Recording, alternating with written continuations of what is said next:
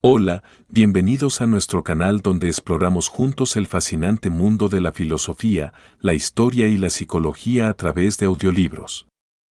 Si te gusta nuestro contenido, no olvides suscribirte y activar las notificaciones para no perderte ningún video. Además, nos encantaría escuchar tus ideas y dudas en los comentarios. Tu participación enriquece nuestra comunidad de aprendizaje. Disfruta del video y no olvides compartirlo con tus amigos.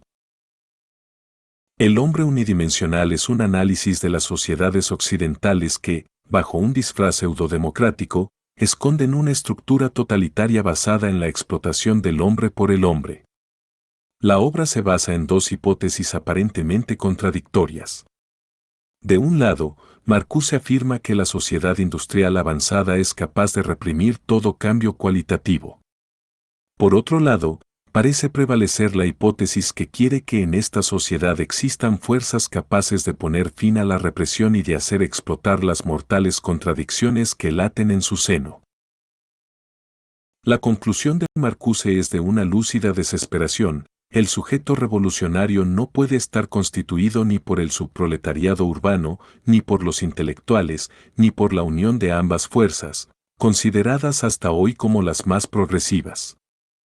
La solución, según el autor, es despertar y organizar la solidaridad en tanto que necesidad biológica para mantenerse unidos contra la brutalidad y la explotación humanas. Herbert Marcuse. El hombre unidimensional. EPUB R 2.0. Violín 22 de marzo de 2023. Título original: One Dimensional Man. Herbert Marcuse, 1964. Traducción: Antonio Elorza. Herbert Marcuse, 1964. Editor digital: Violín. R 2.0, de SASOC, 18 de febrero de 23, reestructuración del libro e incorporación de las notas. EPUB base R 2.1. Índice de contenido. Cubierta. El hombre unidimensional. Prefacio a la edición francesa. Reconocimientos. Introducción. La sociedad unidimensional. 1. Las nuevas formas de control. 2. El cierre del universo político. 2.1. La contención del cambio social. 2.2. Perspectivas de contención. 2.3. El estado de bienestar y de guerra. 3. La conquista de la conciencia desgraciada, una de sublimación represiva. 4. El cierre del universo del discurso. 4.1. El lenguaje de la administración total. 4.2. En busca de la administración total. Pensamiento unidimensional. 5. El pensamiento negativo, la lógica de protesta derrotada. 6. Del pensamiento negativo al positivo, la racionalidad tecnológica y la lógica de la dominación. 7. El triunfo del pensamiento positivo, la filosofía unidimensional. La posibilidad de las alternativas. 8. El compromiso histórico de la filosofía. 9. La catástrofe de la liberación. 10. Conclusión. Notas. Para Inge. Prefacio a la edición francesa. He analizado en este libro algunas tendencias del capitalismo americano que conducen a una sociedad cerrada, cerrada porque disciplina e integra todas las dimensiones de la existencia, privada o pública. Dos resultados de esta sociedad son de particular importancia: la asimilación de las fuerzas y de los intereses de oposición en un sistema al que se oponían en las etapas anteriores del capitalismo, y la administración y la movilización metódicas de los instintos humanos, lo que hace así socialmente manejables y utilizables a elementos explosivos y antisociales del inconsciente. El poder de lo negativo, ampliamente incontrolado en los estados anteriores de desarrollo de la sociedad, es dominado y se convierte en un factor de cohesión y de afirmación. Los individuos y las clases reproducen la represión sufrida mejor que en ninguna época anterior, pues el proceso de integración tiene lugar, en lo esencial, sin un terror abierto. La democracia consolida la dominación más firmemente que el absolutismo, y libertad administrada y represión instintiva llegan a ser las fuentes renovadas sin cesar de la productividad. Sobre semejante base la productividad se convierte en destrucción, destrucción que el sistema practica hacia el exterior a escala del planeta. A la destrucción desmesurada del Vietnam, del hombre y de la naturaleza, del hábitat y de la nutrición, corresponden el despilfarro lucrativo de las materias primas, de los materiales y fuerzas de trabajo, la polución, igualmente lucrativa, de la atmósfera y del agua en la rica metrópolis del capitalismo. La brutalidad del neosocialismo tiene su contrapartida en la brutalidad metropolitana, en la grosería en autopistas y estadios, en la violencia de la palabra y la imagen, en la impudicia de la política, que ha dejado muy atrás el lenguaje orwelliano, maltratando e incluso asesinando impunemente a los que se defienden. El tópico sobre la banalidad del mal se ha revelado como carente de sentido. El mal se muestra en la desnudez de su monstruosidad como contradicción total a la esencia de la palabra y de la acción humanas. La sociedad cerrada sobre el interior se abre hacia el exterior mediante la expansión económica, política y militar. Es más o menos una cuestión semántica saber si esta expansión es del imperialismo o no. También allí es la totalidad quien está en movimiento. En esta totalidad apenas es posible ya la distinción conceptual entre los negocios y la política, el beneficio y el prestigio, las necesidades y la publicidad. Se exporta un modo de vida, o éste se exporta a sí mismo en la dinámica de la totalidad. Con el capital, los ordenadores y el saber vivir, llegan los restantes, valores, relaciones libidinosas con la mercancía, con los artefactos motorizados agresivos, con la estética falsa del supermercado. Lo que es falso no es el materialismo de esta forma de vida, sino la falta de libertad y la represión que encubre, reificación total en el fetichismo total de la mercancía. Se hace tanto más difícil traspasar esta forma de vida en cuanto que la satisfacción aumenta en función de la masa de mercancías. La satisfacción instintiva en el sistema de la no libertad ayuda al sistema a perpetuarse. Esta es la función social del nivel de vida creciente en las formas racionalizadas e interiorizadas de la dominación. La mejor satisfacción de las necesidades es ciertamente el contenido y el fin de toda liberación, pero, al progresar hacia este fin, la misma libertad debe llegar a ser una necesidad instintiva y, en cuanto tal, debe mediatizar las demás necesidades, tanto las necesidades mediatizadas como las necesidades inmediatas. Es preciso suprimir el carácter ideológico y polvoriento de esta reivindicación. La liberación comienza con la necesidad no sublimada, allí donde es primero reprimida.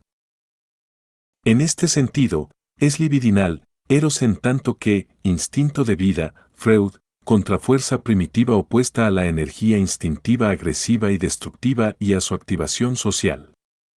Es en el instinto de libertad no sublimado donde se hunden las raíces de la exigencia de una libertad política y social, exigencias de una forma de vida en la que incluso la agresión y la destrucción sublimadas estuviesen al servicio del eros, es decir, de la construcción de un mundo pacificado. Siglos de represión instintiva han recubierto este elemento político de eros. La concentración de la energía erótica en la sensualidad genital impide la trascendencia del eros hacia otras zonas del cuerpo y hacia su medio ambiente, impide su fuerza revolucionaria y creadora. Allí donde hoy se despliega la libido como tal fuerza, tiene que servir al proceso de producción agresivo y a sus consecuencias, integrándose en el valor de cambio. En todas partes reina la agresión de la lucha por la existencia, a escala individual, nacional, internacional. Esta agresión determina el sistema de las necesidades. Por esta razón, es de una importancia que sobrepasa de lejos los efectos inmediatos, que la oposición de la juventud contra la sociedad opulenta reúne rebelión instintiva y rebelión política. La lucha contra el sistema, que no es llevada por ningún movimiento de masas, que no es impulsada por ninguna organización efectiva, que no es guiada por ninguna teoría positiva, gana con este enlace una dimensión profunda que tal vez compensará un día el carácter difuso y la debilidad numérica de esta oposición. Lo que se busca aquí, su elaboración conceptual solo está en el estadio de una lenta gestación, no es simplemente una sociedad fundada sobre otras relaciones de producción, aunque semejante transformación de la base permanezca como una condición necesaria de la liberación. Se trata de una sociedad en la cual las nuevas relaciones de producción, y la productividad desarrollada a partir de las mismas, sean organizadas por los hombres cuyas necesidades y metas instintivas sean la negación determinada de los que reinan en la sociedad represiva. Así, las necesidades no sublimadas, cualitativamente diferentes, darán la base biológica sobre la cual podrán desarrollarse libremente las necesidades sublimadas. La diferencia cualitativa se manifestaría en la trascendencia política de la energía erótica, y la forma social de esta trascendencia sería la cooperación y la solidaridad en el establecimiento de un mundo natural y social que, al destruir la dominación y la agresión represiva, se colocaría bajo el principio de realidad de la paz. Solamente con él puede la vida llegar a ser su propio fin, es decir, llegar a ser felicidad. Este principio de realidad liberaría también la base biológica de los valores estéticos, pues la belleza, la serenidad, el descanso, la armonía, son necesidades orgánicas del hombre cuya represión y administración mutilan el organismo y activan la agresión. Los valores estéticos son igualmente, en tanto que receptividad de la sensibilidad, negación determinada de los valores dominantes, negación del heroísmo, de la fuerza provocadora, de la brutalidad de la productividad acumuladora de trabajo, de la violación comercial de la naturaleza. Las conquistas de la ciencia y de la técnica han hecho teórica y socialmente posible la contención de las necesidades afirmativas, agresivas. Contra esta posibilidad, ha sido el sistema en tanto que totalidad el que se ha movilizado.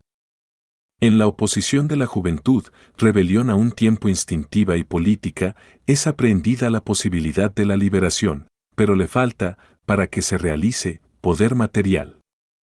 Este no pertenece tampoco a la clase obrera que, en la sociedad opulenta, está ligada al sistema de las necesidades, pero no a su negación. 1.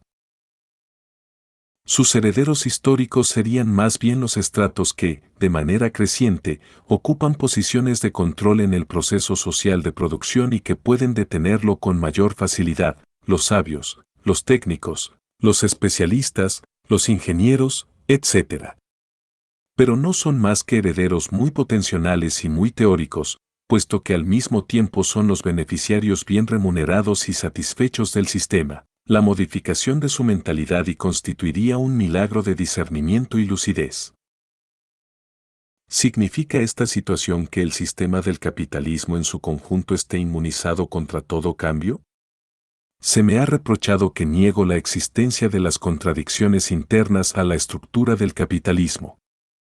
Creo que mi libro muestra con bastante claridad que estas contradicciones todavía existen y que incluso son más fuertes, más llamativas que en los estadios anteriores del desarrollo. Asimismo se han hecho totales. Su forma más general, la contradicción entre el carácter social de las fuerzas productivas y su organización particular, entre la riqueza social y su empleo destructivo, determina a esta sociedad en todas sus dimensiones y en todos los aspectos de su política. Ninguna contradicción social, empero, ni siquiera la más fuerte, estalla. Por sí misma, la teoría debe poder mostrar y evaluar las fuerzas y los factores objetivos.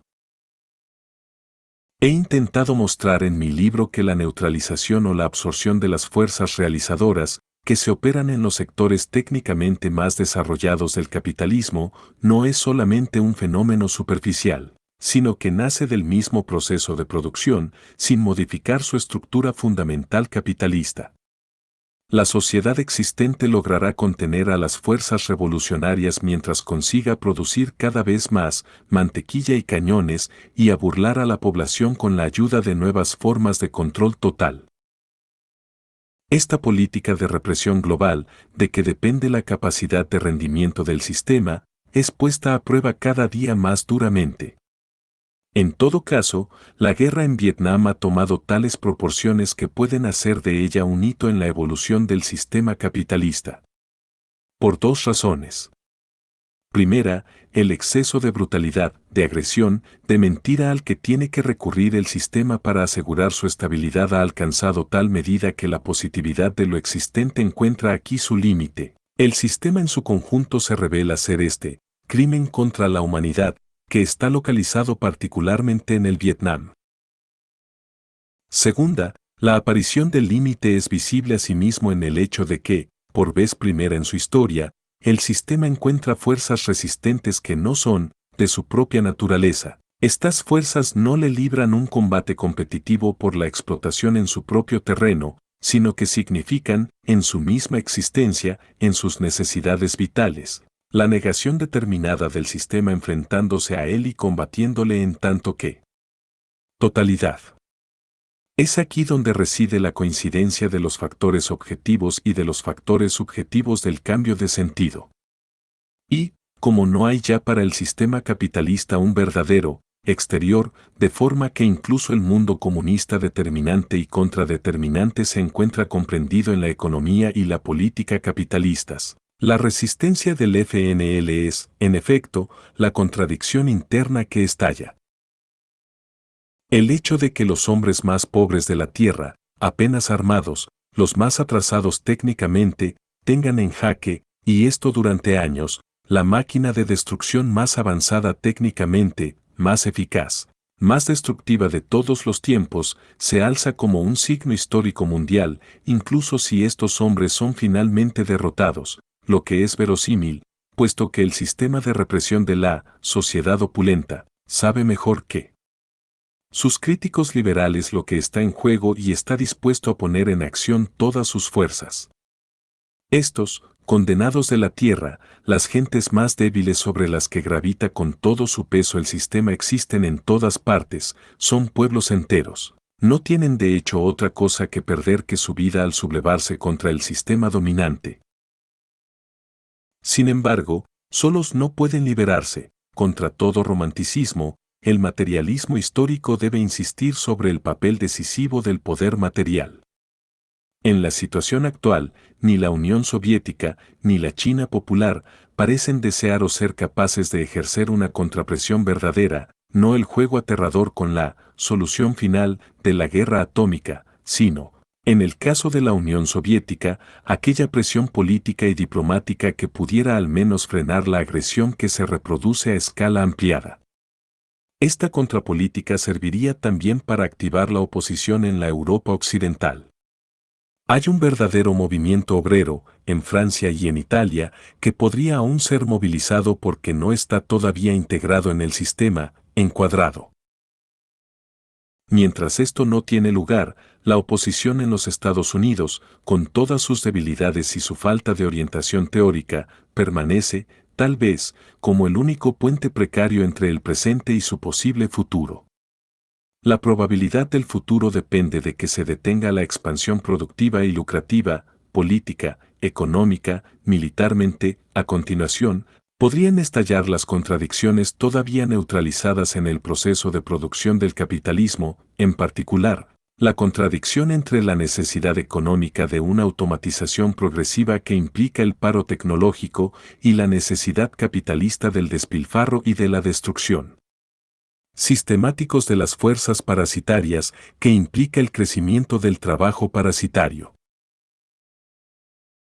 La expansión que salva al sistema, o al menos lo fortalece, no puede ser detenida más que por medio de un contramovimiento internacional y global. Por todas partes se manifiesta la interpretación global, la solidaridad permanece como el factor decisivo, también aquí Marx tiene razón. Y es esta solidaridad la que ha sido quebrada por la productividad integradora del capitalismo y por el poder absoluto de su máquina de propaganda, de publicidad y de administración. Es preciso despertar y organizar la solidaridad en tanto que necesidad biológica de mantenerse unidos contra la brutalidad y la explotación inhumanas. Esta es la tarea. Comienza con la educación de la conciencia, el saber, la observación y el sentimiento que aprehende lo que sucede, el crimen contra la humanidad. La justificación del trabajo intelectual reside en esta tarea, y hoy el trabajo intelectual necesita ser justificado. Herbert Marcuse. Febrero, 1967. Reconocimientos. Mi mujer es por lo menos parcialmente responsable de las opiniones expresadas en este libro.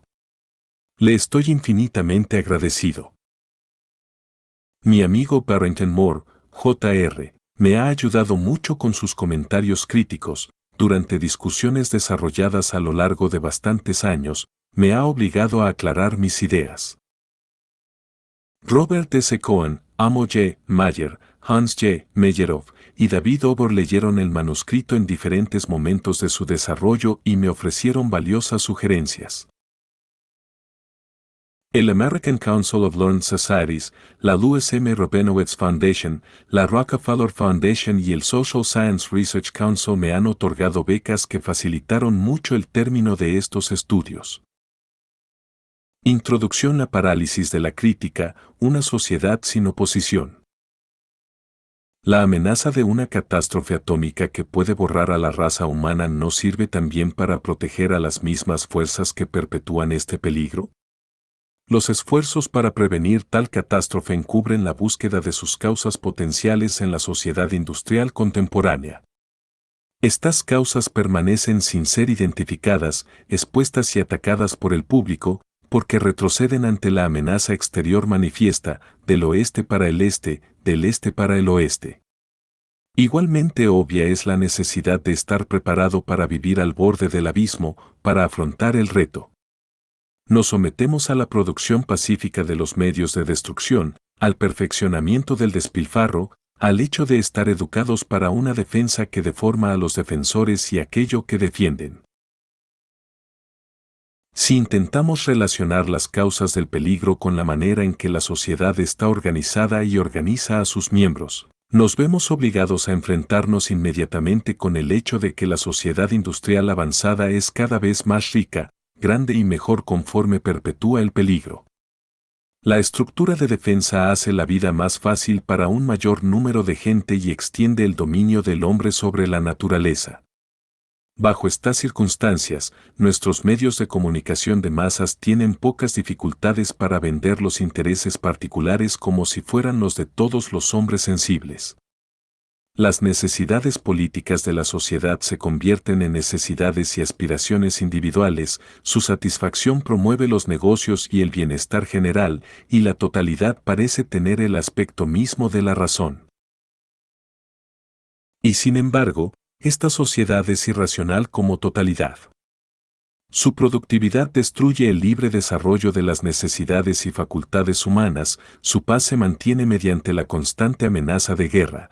Su crecimiento depende de la represión de las verdaderas posibilidades de pacificar la lucha por la existencia en el campo individual, nacional e internacional. Esta represión, tan diferente de la que caracterizó las etapas anteriores y menos desarrolladas de nuestra sociedad, funciona hoy no desde una posición de inmadurez natural y técnica, sino más bien desde una posición de fuerza. Las capacidades, intelectuales y materiales, de la sociedad contemporánea son inmensamente mayores que nunca, lo que significa que la amplitud de la dominación de la sociedad sobre el individuo es inmensamente mayor que nunca. Nuestra sociedad se caracteriza antes por la conquista de las fuerzas sociales centrífugas por la tecnología que por el terror, sobre la doble base de una abrumadora eficacia y un nivel de vida cada vez más alto. Investigar las raíces de estos desarrollos y examinar sus alternativas históricas es parte de los propósitos de una teoría crítica de la sociedad contemporánea, una teoría que analice a la sociedad a la luz de sus empleadas o no empleadas o deformadas capacidades para mejorar la condición humana. ¿Pero cuáles son los niveles para tal crítica? Desde luego, los juicios de valor tienen una parte. La forma establecida de organizar la sociedad se mide enfrentándola a otras formas posibles, formas que se supone podrían ofrecer mejores oportunidades para aliviar la lucha del hombre por la existencia. Una práctica histórica específica se mide contra sus propias alternativas históricas. Desde el principio, toda teoría crítica de la sociedad se enfrenta así con el problema de la objetividad histórica, un problema que se establece en los dos puntos donde el análisis implica juicios de valor. 1. El juicio que afirma que la vida humana merece vivirse, o más bien que puede ser y debe ser hecha digna de vivirse. Este juicio subyace a todo esfuerzo intelectual, es el a priori de la teoría social, y su rechazo, que es perfectamente lógico, niega la teoría misma. 2. El juicio de que, en una sociedad dada, existen posibilidades específicas para un mejoramiento de la vida humana y formas y medios específicos para realizar esas posibilidades. El análisis crítico tiene que demostrar la validez objetiva de estos juicios, y la demostración tiene que realizarse sobre bases empíricas. La sociedad establecida ofrece una cantidad y cualidad averiguable de recursos materiales e intelectuales. ¿Cómo pueden emplearse estos recursos para el óptimo desarrollo y satisfacción de las necesidades y facultades individuales con un mínimo de esfuerzo y miseria? La teoría social es teoría histórica, y la historia es el reino de la posibilidad en el reino de la necesidad. Por tanto, entre las distintas formas posibles y actuales de organizar y utilizar los recursos disponibles, ¿cuáles ofrecen la mayor probabilidad de un desarrollo óptimo? El intento de responder a estas preguntas exige una serie de abstracciones iniciales. Para poder identificar y definir las posibilidades de un desarrollo óptimo, la teoría crítica debe proceder a una abstracción a partir de la organización y utilización actual de los recursos de la sociedad, y de los resultados de esta organización y utilización. Tal abstracción, que se niega a aceptar el universo dado de los hechos como el contexto final de la validez, tal análisis, trascendente, de los hechos a la luz de sus posibilidades detenidas y negadas, pertenece a la estructura misma de la teoría social. Se opone a toda metafísica mediante el riguroso carácter histórico de la trascendencia. 2. Las posibilidades deben estar al alcance de la sociedad respectiva, deben ser metas definibles de la práctica. De la misma manera, la abstracción de las instituciones establecidas debe expresar una tendencia actual, esto es, su transformación debe ser la necesidad real de la población subyacente. La teoría social está relacionada con las alternativas históricas que amenazan a la sociedad establecida como fuerzas y tendencias subversivas. Los valores ligados a las alternativas se convierten en hechos al ser trasladados a la realidad mediante la práctica histórica. Los conceptos teóricos culminan en el cambio social. Pero en esta etapa, la sociedad industrial avanzada confronta la crítica con una situación que parece privarla de sus mismas bases. El progreso técnico, extendido hasta ser todo un sistema de dominación y coordinación, crea formas de vida y de poder que parecen reconciliar las fuerzas que se oponen al sistema y derrotar o refutar toda protesta en nombre de las perspectivas históricas de liberación del esfuerzo y la dominación.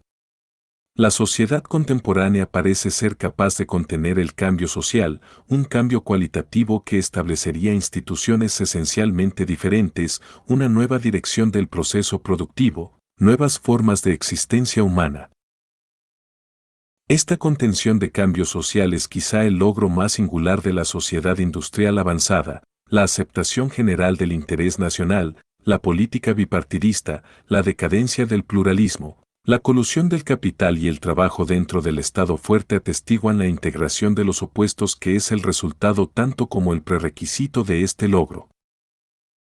Una breve comparación entre la etapa formativa de la teoría de la sociedad industrial y su situación actual puede ayudar a mostrar cómo han sido alteradas las bases de la crítica. En sus orígenes, en la primera mitad del siglo XIX. Cuando se elaboraron los primeros conceptos de las alternativas, la crítica de la sociedad industrial alcanzó la concreción en una mediación histórica entre la teoría y la práctica, los valores y los hechos. las necesidades y los fines. Esta mediación histórica se desarrolló en la conciencia y en la acción política de las dos grandes clases que se enfrentaban entre sí en la sociedad, la burguesía y el proletariado. En el mundo capitalista, estas son todavía las clases básicas. Sin embargo, el desarrollo capitalista ha alterado la estructura y la función de estas dos clases de tal modo que ya no parecen ser agentes de la transformación histórica. Un interés absoluto en la preservación y el mejoramiento del statu quo institucional une a los antiguos antagonistas en las zonas más avanzadas de la sociedad contemporánea. Y de acuerdo con el grado en el que el progreso técnico asegura el crecimiento y la cohesión de la sociedad comunista, la misma idea de un cambio cualitativo retrocede ante las nociones realistas y una evolución no explosiva. Ante la ausencia de agentes y factores manifiestos del cambio social, la crítica regresa así a un alto nivel de abstracción. No hay ningún terreno en el que la teoría y la práctica, el pensamiento y la acción se encuentren. Incluso el análisis más empírico de las alternativas históricas aparecen como una especulación irreal y el compromiso con ellas un asunto de preferencia personal o de grupo. Y sin embargo, ¿refuta la teoría esta ausencia? Ante los hechos aparentemente contradictorios, el análisis crítico sigue insistiendo en que la necesidad de un cambio cualitativo es más urgente que nunca. ¿Quién lo necesita? La respuesta sigue siendo la misma, la sociedad como totalidad, cada uno de sus miembros. La unión de una creciente productividad y una creciente destructividad, la inminente amenaza de aniquilación, la capitulación del pensamiento, la esperanza y el temor a las decisiones de los poderes existentes, la preservación de la miseria frente a una riqueza sin precedentes constituyen la más imparcial acusación, incluso si estos elementos no son la raison d'être de esta sociedad, sino solo sus consecuencias, su pomposa racionalidad, que propaga la eficacia y el crecimiento, es en sí misma irracional. El hecho de que la gran mayoría de la población acepte y sea obligada a aceptar esta sociedad no la hace menos irracional y menos reprobable. La distinción entre conciencia falsa y verdadera, interés real e inmediato todavía está llena de sentido. Pero esta distinción misma ha de ser validada. Los hombres deben llegar a verla y encontrar su camino desde la falsa hacia la verdadera conciencia, desde su interés inmediato al real. Pero solo pueden hacerlo si experimentan la necesidad de cambiar su forma de vida, de negar lo positivo, de rechazar. Es precisamente esta necesidad la que la sociedad establecida consigue reprimir en la medida en que es capaz de repartir los bienes en una escala cada vez mayor, y de usar la conquista científica de la naturaleza para la conquista científica del hombre. Enfrentada con el carácter total de los logros de la sociedad industrial avanzada, la teoría crítica se encuentra sin los elementos racionales necesarios para trascender esta sociedad. El vacío alcanza a la misma estructura teorética, porque las categorías de una teoría social crítica fueron desarrolladas durante el periodo en el que la necesidad de rechazo y la subversión estaba comprendida en la acción de fuerzas sociales efectivas.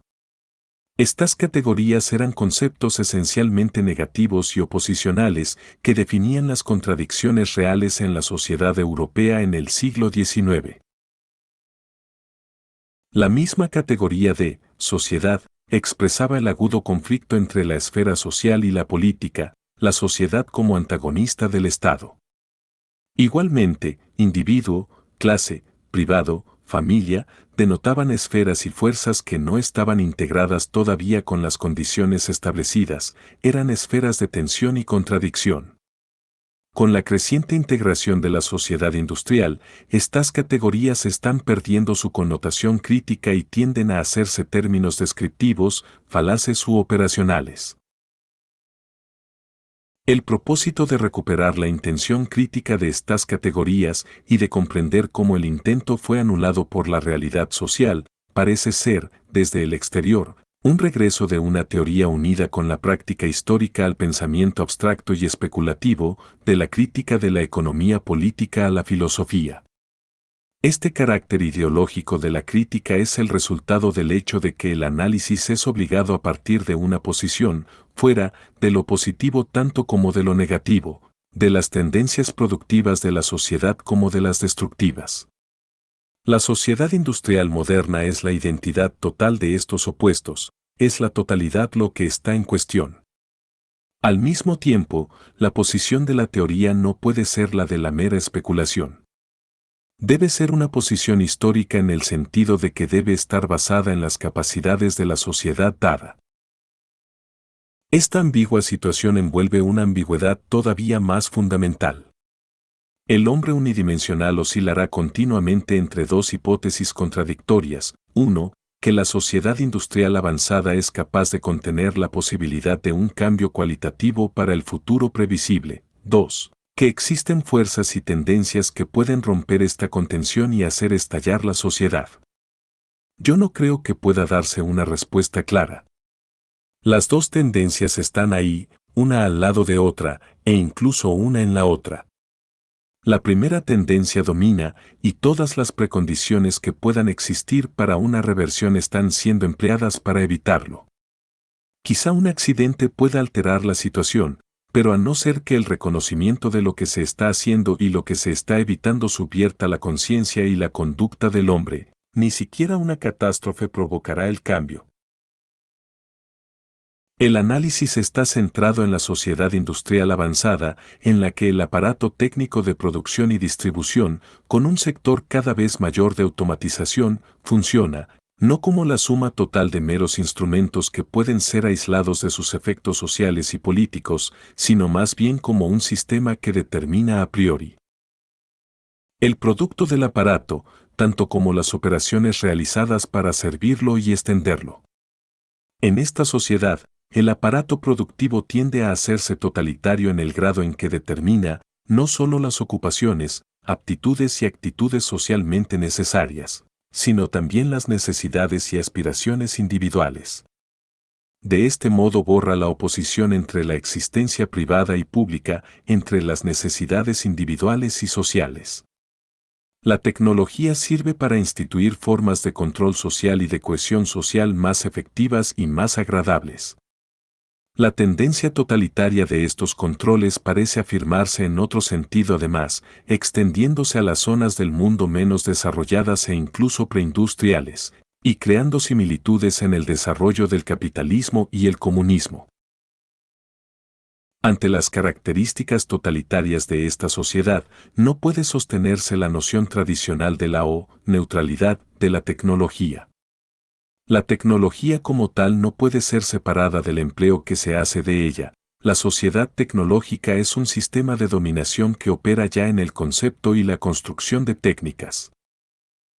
La manera en que una sociedad organiza la vida de sus miembros implica una elección inicial entre las alternativas históricas que están determinadas por el nivel heredado de la cultura material e intelectual.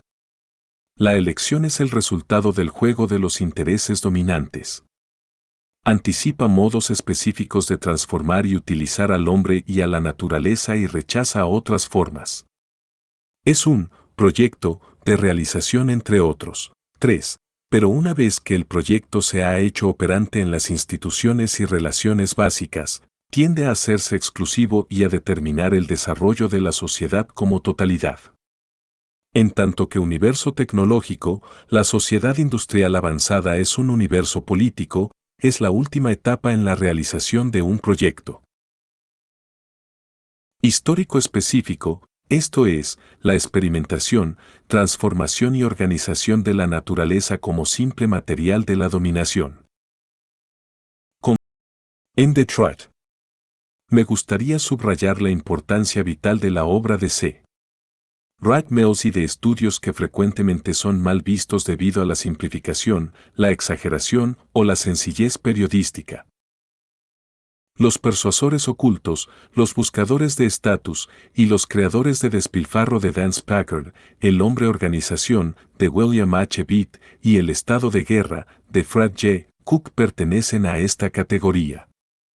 Desde luego, la falta de análisis teórico en estas obras deja cubiertas y protegidas las raíces de las condiciones descritas, pero incluso dejándolas hablar por sí mismas, las condiciones lo hacen con suficiente claridad. Quizás la más clara evidencia pueda obtenerse mirando simplemente la televisión o escuchando la radio durante una hora consecutiva un par de días, sin apagarla durante los espacios comerciales y cambiando de vez en cuando de estación.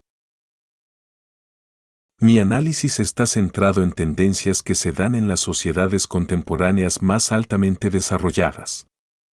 Hay amplias zonas dentro y fuera de estas sociedades en las que las tendencias descritas no prevalecen, o mejor, no prevalecen todavía. Yo proyecto estas tendencias y ofrezco algunas hipótesis, nada más.